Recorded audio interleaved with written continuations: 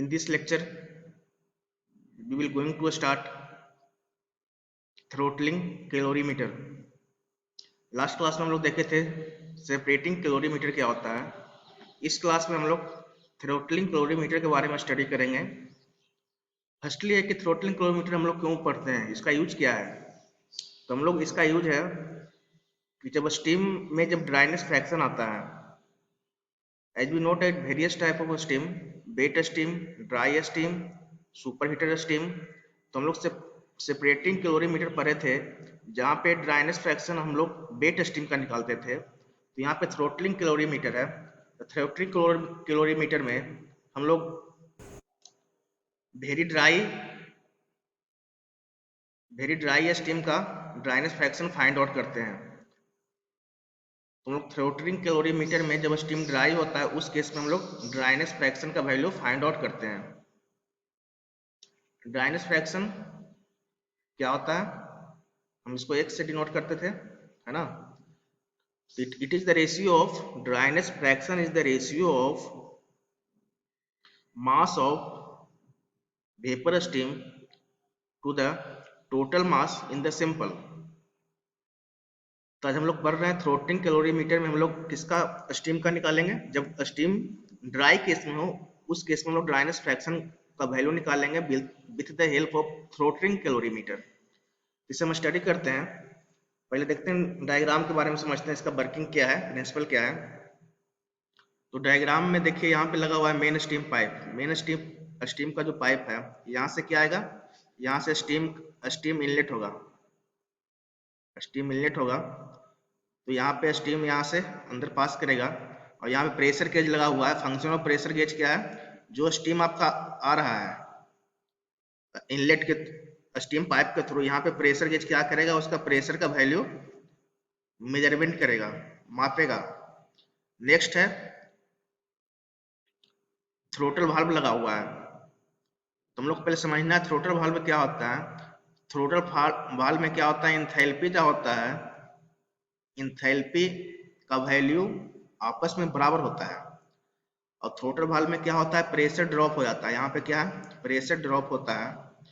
तो यहाँ पे जब ड्राई स्टीम आता है, अगर यहाँ पे जब वेट स्टीम भी अगर आ रहा है, स्टीम में कुछ वाटर का पार्टिकल्स है, आफ्टर थ्रोटलिंग में क्या आ रहा है, एंथैल्पी बराबर आ रहा है, प्रेशर का ड्रॉप होता है।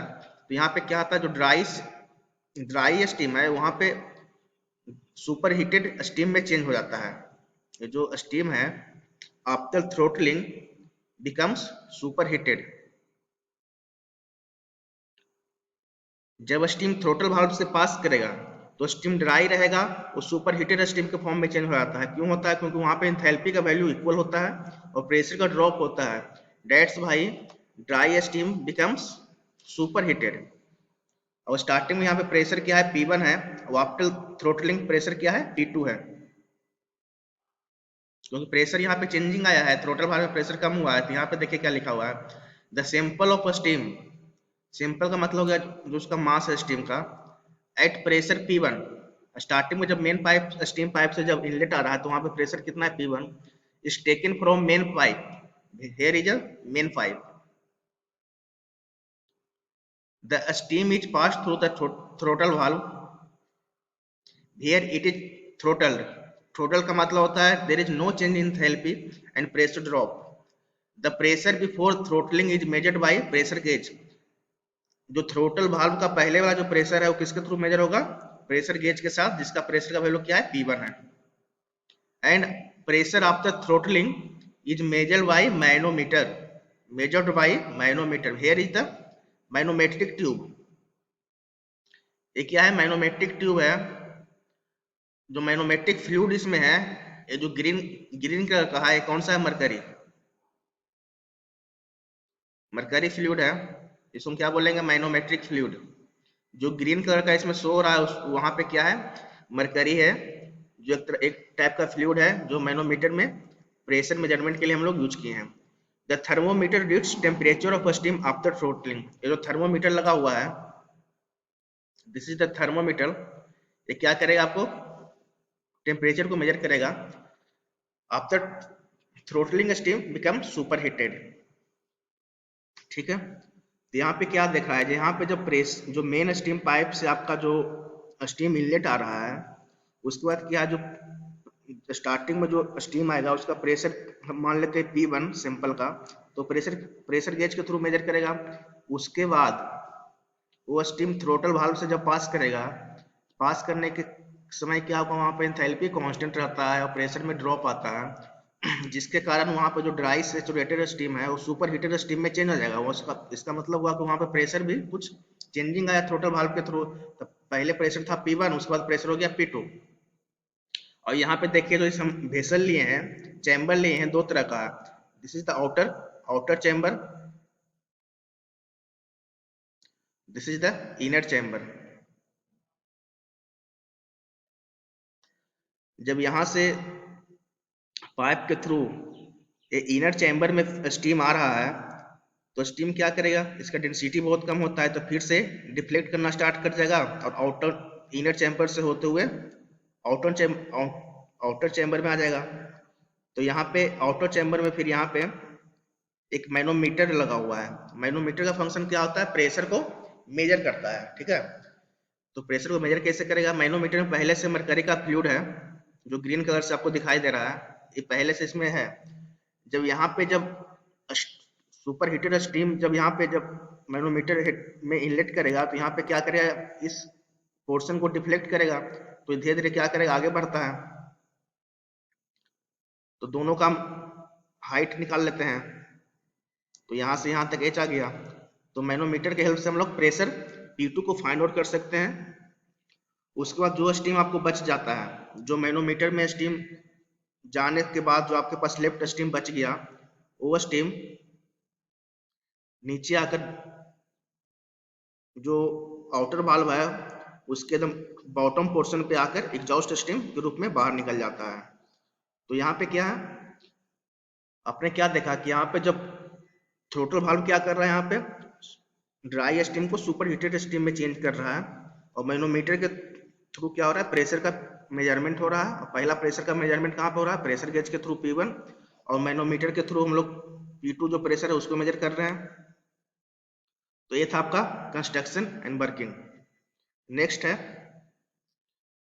इसका मैकेनिज्म क्या होता है। तो मैंने क्या बताया था आपको कि थ्रोटलिंग वाल्व में क्या होता है, in the case of throttling में क्या होता है, आपका एंथैल्पी जो होता है आपस में क्या होता है, बराबर होता है। तो बिफोर थ्रोटलिंग अगर हम एंथैल्पी को H1 वैल्यू पुट करें और आफ्टर थ्रोटलिंग अगर H2 माने, तो दोनों का एंथैल्पी क्या हो जाएगा, enthalpy of steam before throttling equal to enthalpy of steam after throttling, ठीक है। तो बिफोर थ्रोटलिंग अगर हम H1 मान लिया, आफ्टर थ्रोटलिंग हम लोग H2 मान लिया, तो H1 का वैल्यू क्या हो जाएगा, HF1 plus X1 HFG1, this is the value of H1, enthalpy before throttling equal to enthalpy after throttling। After case में क्या हो जाएगा, आफ्टर थ्रोटलिंग क्या हो गया, आपको जो पूरा ड्राई स्टीम है उस सुपर हीटेड में बदल गया। सुपर हीटेड के मतलब क्या हो गया कि उसमें कोई बाटल का पार्टिकल्स नहीं है, तो टोटल किस में चेंज हो गया, वेपर में चेंज हो गया। जब वेपर में चेंज होता था तो उसको हम G से डिनोट करते थे। हम लोग लास्ट क्लास में हम लोग ये सब चीज देख चुके हैं।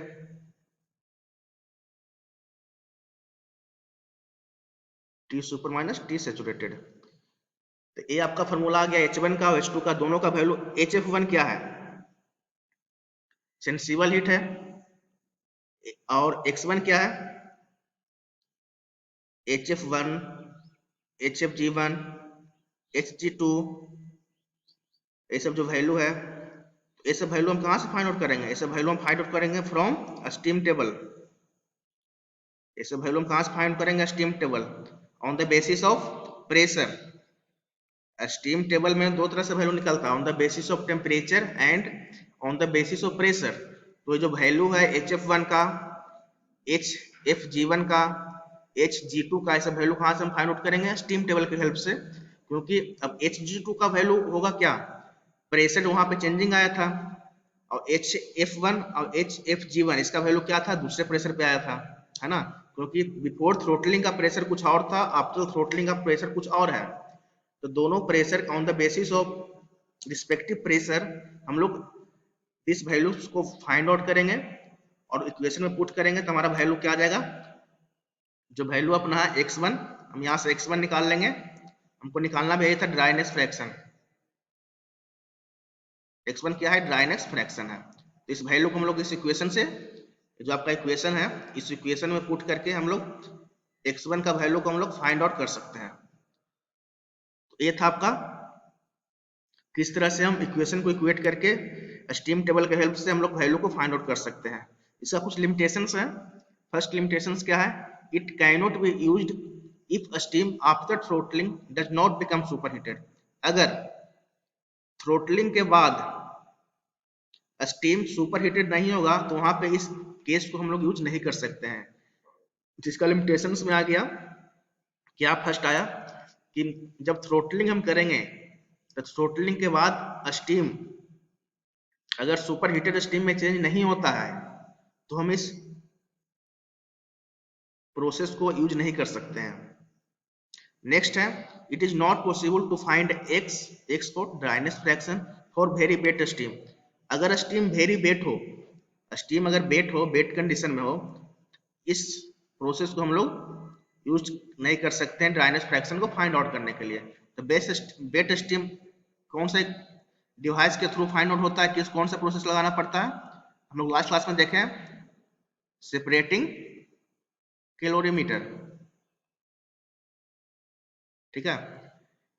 थर्ड है, it gives accurate value compare to other.